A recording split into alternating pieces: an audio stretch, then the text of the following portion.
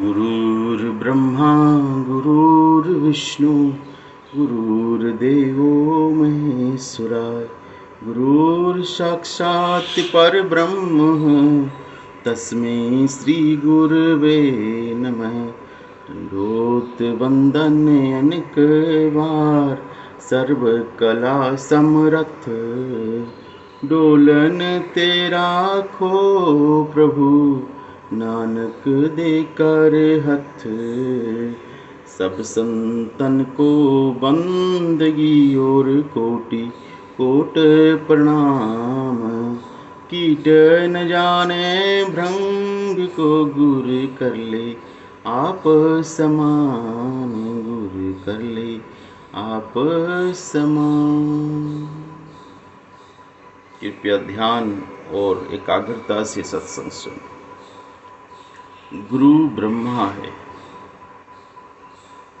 गुरु विष्णु है, गुरु महेश है।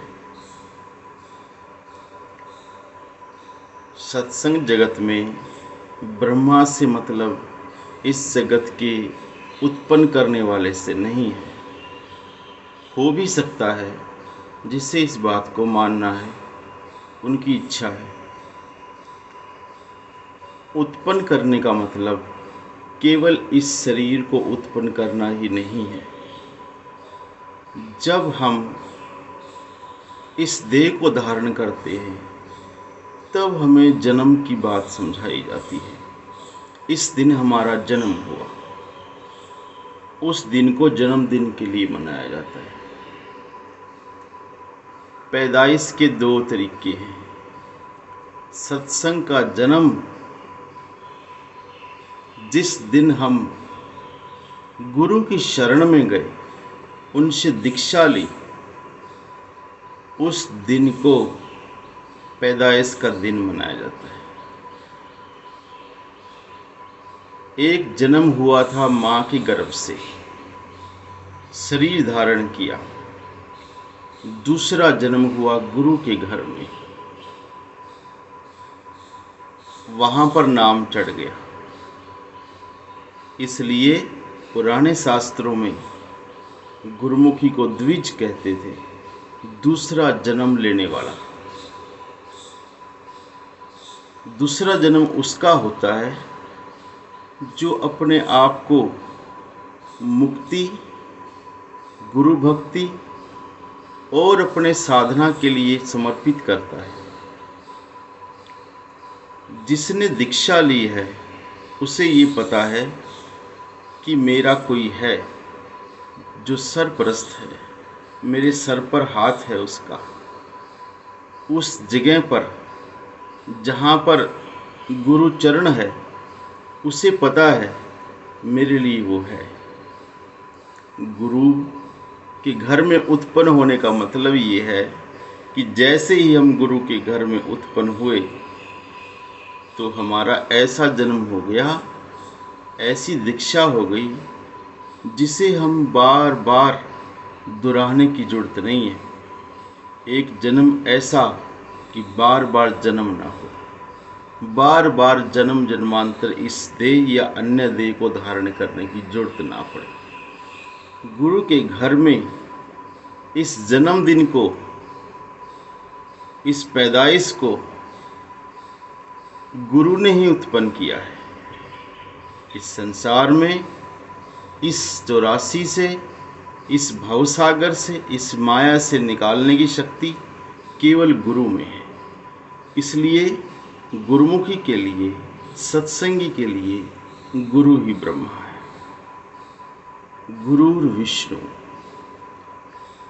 जो नाम ले चुके हैं या जिसने किसी भी तरीके से किसी भी कल्चर में दीक्षा ली है, कोई अलग नाम उसका लेते होंगे, लेकिन दीक्षा धारण की है, उसे सिर्फ दीक्षा से काम नहीं चलेगा। केवल जन्म लेने से जैसे शिशु का पूरा जीवन नहीं, उसकी पालन पोषण की भी आवश्यकता होती है। जन्म के बाद ही पालन पोषण का तुरंत काम स्टार्ट हो जाता है।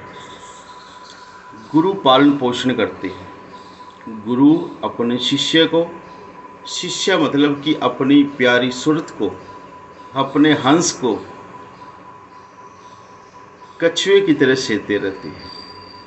अगर उसका हंस, उसकी जो सुरत है, उसकी जो प्रेमी आत्माएं हैं, वो उसके कहने में है, उसकी सुरती करती है, उस पर ध्यान रखती है, तो वो कछुए की भांति उनको ऐसे ध्यान करता है कि उनको दूर बैठे ही से लेता है।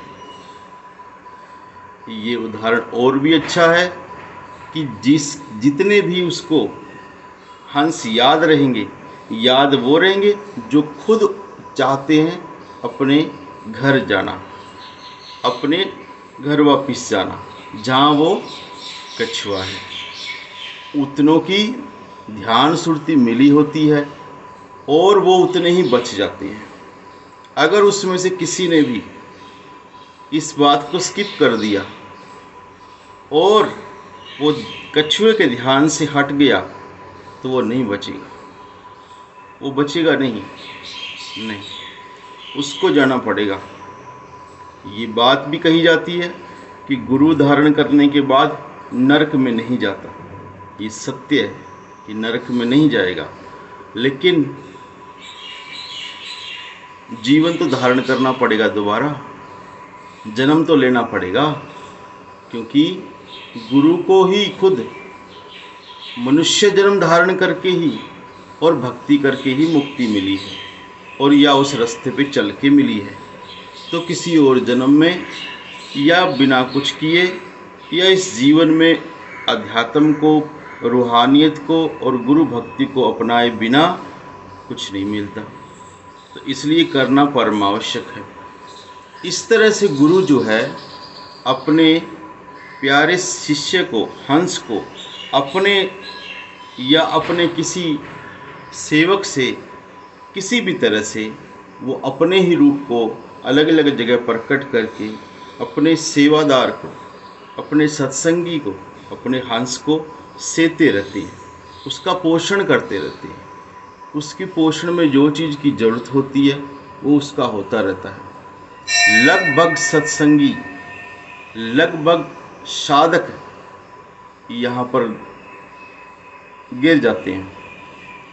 बहुत परसेंट, गिनती का कह नहीं सकते, लेकिन बहुत परसेंट साधक बिना सुरती को टिकाए रखे बिना, बिना ध्यान को रखे बिना, स्किपिंग के कारण, हिलने के कारण, डामाडोल होने के कारण गिर जाते हैं। दूसरी बात, गुरु महेश है। गुरु संहार करता है। कैसे? गुरु ने शिक्षा दी, नाम सिमरण करो। गुरु ने कहा ध्यान करो। गुरु ने कहा अच्छे काम करो। गुरु ने कहा इस ढंग से सारी शुभ कर्म और सारे आध्यात्मिक कर्तव्य करो। लेकिन वक्त शुभ होगा अगर उत्पन्न करने का वक्त, उसके बाद सही पोषण और अंत तक अगर जाएगी तो वो कहेगा मृत्यु भी मिल जाए तुम्हें, क्योंकि संतों ने खुद कहा है जिस मरने से सब डरे, मेरे मन आनंद, कब मरी हो कब पाई हो पूर्ण परमानंद। तो वो संहार को, मृत्यु को, परलय को शुभ समझते हैं, अशुभ नहीं। संत मरे तो क्या मोए, जो अपने घर जाए। संत मरे तो क्या रोए, जो अपने घर जाए। तो संतों के मृत्यु में भी उत्सव है। तो संहार उनके लिए फाइनल है, और संहार तो वो चाहते ही है। वो आए इसीलिए है कि इस जीव को अपना हंस बनाकर, सत्संगी भाव उत्पन्न करके, साधना में लगा के, प्रेमी बना के, अपने निज हंस को अपने साथ ले जाने के लिए, और उसको प्योर सुरत बनाकर, शुद्ध बिल्कुल बनाकर, जैसे पहले थी शुरू में। जैसे कबीर कहते हैं ज्यों था त्यों ठहराया, इतनी निरोल करके और वापस अपने घर ले जाए।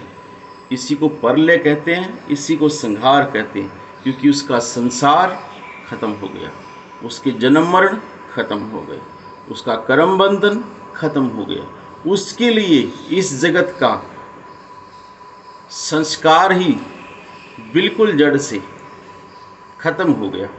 इसलिए वो महेश भी है।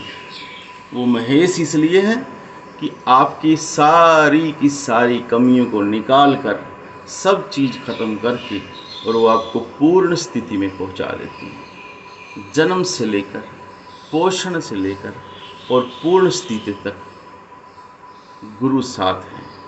और इसलिए कि वो पूरा काम कर सकते हैं, और वो क्योंकि ब्रह्म ने हमको पैदा किया है, हम उस करतार से पैदा हुए हैं।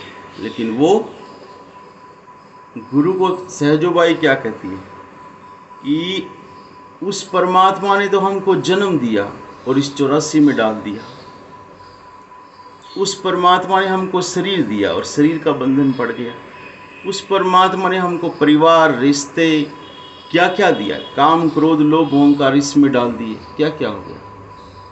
उस करतार ने ये कुछ दिया, हम बंधन में पड़ गए। लेकिन गुरु मेरे उससे भी ऊपर है, मेरे लिए उससे भी ऊपर है। क्यों?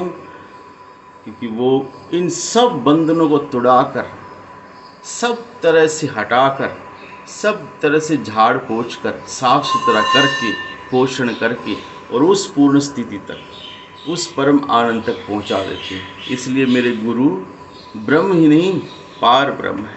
ये स्थिति की बात नहीं है। आज गुरु पूर्णिमा है, इसलिए गुरु पूर्णिमा सबको बहुत बहुत बधाई हो। बहुत बहुत बधाई इसलिए कि कहते हैं, हमने सुना है कथाओं में कि आज के दिन गुरु तत्व उत्पन्न हुआ था।